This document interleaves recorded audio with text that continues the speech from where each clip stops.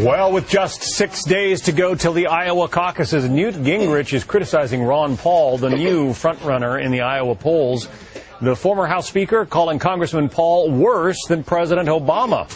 Chris Wallace, the anchor of Fox News Sunday, joins us from Washington. I guess it's natural to go after the frontrunner, but does it surprise you the aggressiveness with which Newt Gingrich is going after Ron Paul?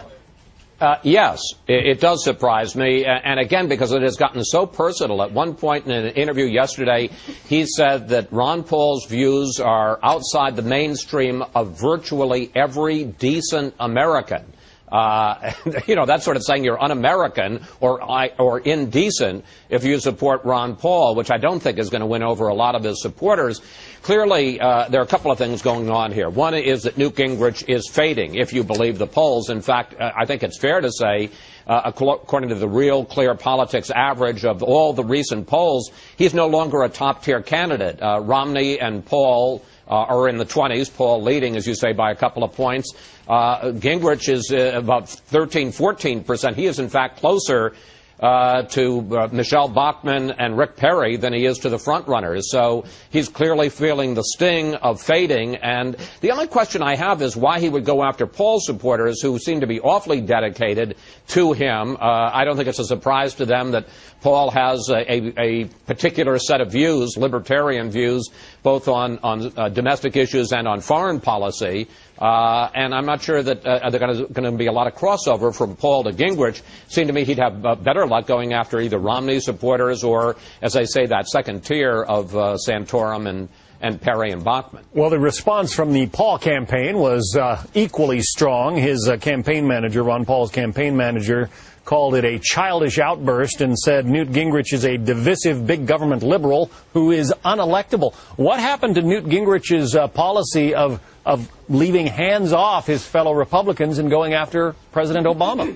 Well, you're exactly right. That's exactly what I thought when I saw these comments about Ron Paul, because it is Gingrich who has talked about being relentlessly positive, that he is not going to attack the others, that he's going to live by Ronald Reagan's 11th commandment, thou shalt not speak ill of another Republican, and yet he doesn't seem to be able to control himself. Last week he was going after Romney. This week, in his, we say, the most personal, bitter terms, going after Ron Paul. For a guy who says, I've learned to discipline myself, and that's the rap against him that maybe he hasn't, to keep falling off the wagon doesn't seem to be very persuasive. When asked in that same interview if he could vote for Ron Paul, if it came down to President Obama versus Ron Paul, Newt Gingrich said you'd have a very hard choice at that point. Is all of this Republican infighting part of the reason that the president's poll numbers seem to be on the upswing? Yeah, I'm not so sure that it's the Republican infighting in the 2012 race. I think a lot of the Republican infighting here in Congress, where you saw a split among Republicans when it came to the payroll tax, and it seemed like there was a split between the establishment, the leadership, if you will, and the Tea Party Republicans. I think that has helped the president, but clearly, but I don't know. I have to say I'm going to take back what I was about to say, because I don't think the fighting that's going on inside the Republican field is any worse than it has been in the past. I don't see any huge splits here, and whoever the nominee is, he's going to be, I think, a very effective counter to Obama, and there's plenty that the Republicans agree on.